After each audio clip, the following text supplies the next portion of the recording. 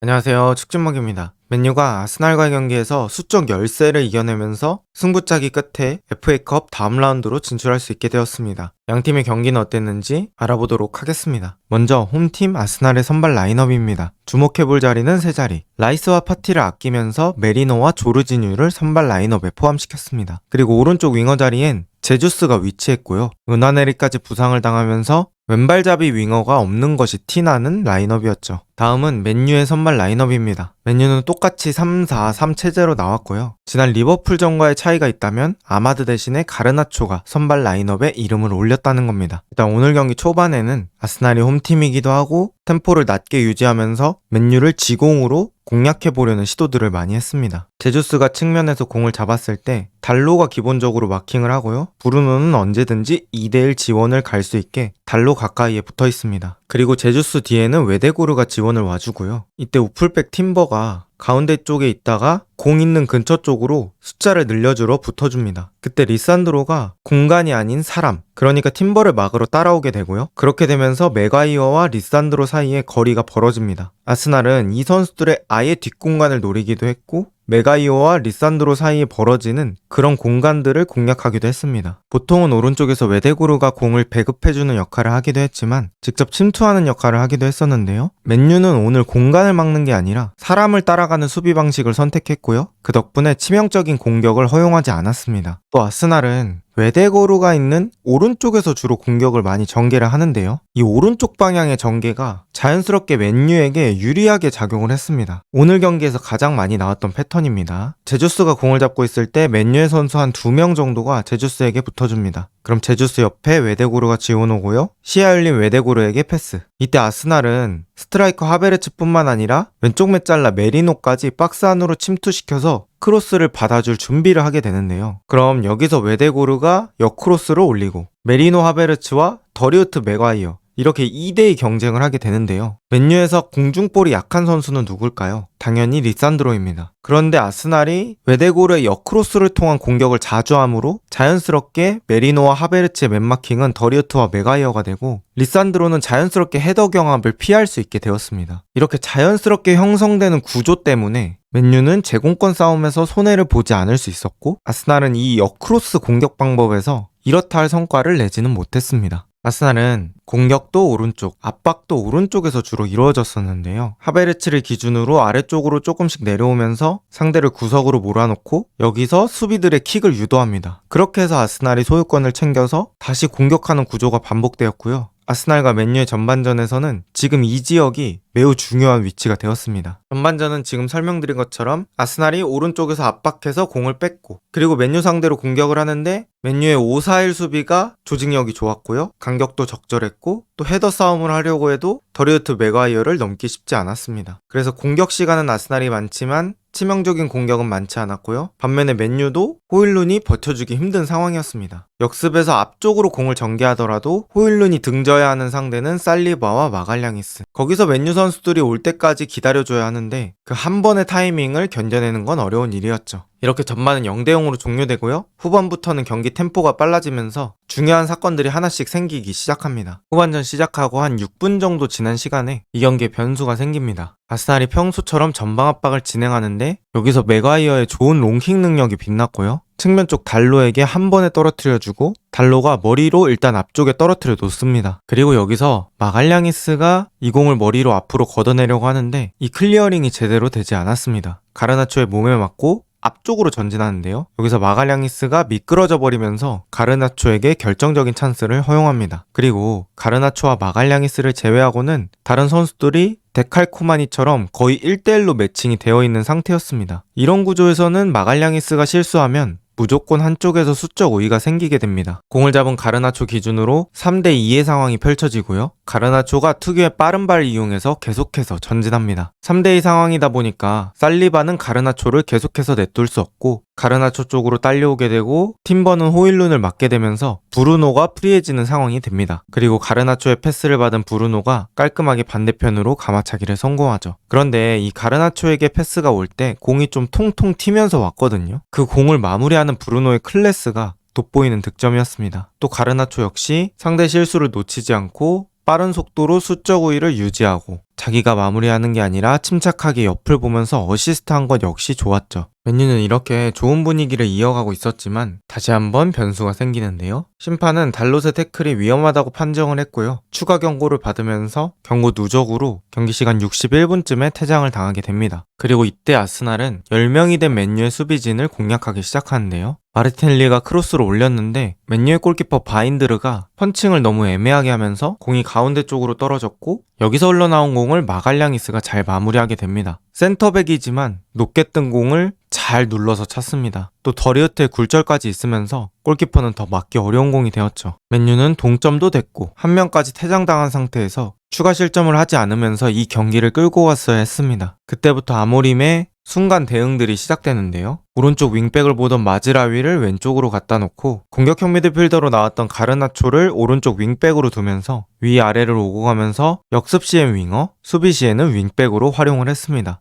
그리고 전체적인 수비 형태는 5-3-1로 유지를 했죠. 그리고 이런 상황에서 맨유에게 다시 한번 위기 상황이 찾아오는데요. 맨유가 PK를 내주면서 외대고르가 PK를 차게 되는데 이 공을 아까 불안했던 펀칭을 보여준 바인드르가 막아냅니다. 지난 토트넘과의 리그컵에서도 불안한 모습, 이번 경기에서도 불안한 모습을 보여줬었는데 이 페널티킥 세이브는 정말 엄청났고요. 이때부터 바인드르가 완전히 각성하기 시작합니다. 맨유는 이 상황을 버티기 위해서 교체로 선수들의 체력을 충전합니다. 가르나초 대신 아마드, 마이누 대신 콜리어, 호일룬 대신 지르크즈가 투입되고요. 수비 형태는 비슷한 수비 형태를 유지합니다. 그리고 아스날은 아까 전반전에 많이 했던 외대고르의 역크로스 패턴을 많이 노리기 시작하는데요. 스털링이 오른쪽에서 공을 몰고 오면 외대고르가 공을 잡고 그때 하베르츠와 라이스가 박스 안쪽으로 들어가면서 헤더를 노리긴 했습니다. 하지만 이마저도 각성한 바인드르에게 막혔죠. 그런데 아스날은 결정적으로 여기서 추가적으로 더 뚫지 못했던 이유가 있습니다. 바로 너무 반복되는 패턴들인데요. 아까 말씀드렸던 것처럼 외대고르가 역크로스로 올리게 되면 맨유의 장신 센터백인 더리우트와 맥과이어 이렇게 두 명과 만나게 됩니다. 사실 그렇게 해서는 뚫기가 어렵고요. 아스날의 공격수들이 리산드로 마르티네즈와 헤더 경합을 할 수 있는 상황을 계속해서 만들어줘야 하는데 왼쪽에서 아스날의 클로스가 올라온 적이 그렇게 많지가 않습니다. 이런 상황에 변화를 주기 위해서는 왼쪽 마르티넬리에게 추가적인 지원이 있어야 했습니다. 그런데 마르티넬리가 공을 잡았을 때는 아스날의 왼쪽 풀백들이 크게 지원으로 오지 않았고요. 마르티넬리는 항상 이 1대1 상황에서 안쪽으로 파고드는 선택을 많이 했습니다. 그런데 여기서 마르티넬리의 왼발 크로스는 퀄리티가 좋지 않았죠. 어느 정도 높이가 있으면서 빠르게 올라가야 하는데 마르티넬리의 왼발 크로스는 풍선처럼 올라가곤 했습니다. 이렇게 채공 시간이 길면 골키퍼도 나와서 손으로 잡을 수 있고 센터백들도 처리하기 편하죠. 차라리 마르티넬리가 공을 잡았을 때 이렇게 왼쪽 풀백이 돌아뛰면 여기서 2대1이 되고 그때 마르티넬리가 오히려 역발로 크로스, 하베르츠와 리산마가 경합하는 그림을 만들어 볼 수 있고 여기서 높이로 아스날이 이길 수 있었습니다. 게다가 맨유는 한 명 퇴장당한 상황이었고 아스날은 한 명이 더 앞서고 있기 때문에 꼭 오른쪽에서만 공격을 할 게 아니라 왼쪽에서도 수적 우위를 걸어보는 시도를 했으면 또 결과가 바뀌었을 수도 있는데 마르티넬리는 너무 내팽개친 느낌이 있었죠. 그리고 양 팀은 연장전에 돌입하게 되었고 아스날은 계속해서 크로스 공격을 사용을 했는데요. 여기서 아모림의 대처가 되게 좋았습니다. 일단 교체로 말라시아와 요로를 투입하면서 최후방 수비 라인에 체력을 충전해줬고요. 또 아스날이 계속해서 크로스 공격을 하니까 박스 안에 키 작은 자원들을 다 바깥으로 끌어냈습니다. 미드필더인 콜리어가 아마드, 리산드로 이런 선수들보다는 키가 크니까 오른쪽 윙백으로 바꿨고요. 아마드는 그 앞에 배치하고 센터백인 리산드로는 그냥 아예 맨 앞으로 빼버려서 공중볼에 대한 완벽한 대비를 했던 아모림입니다. 이렇게 경기는 지지부진하게 계속되었고요.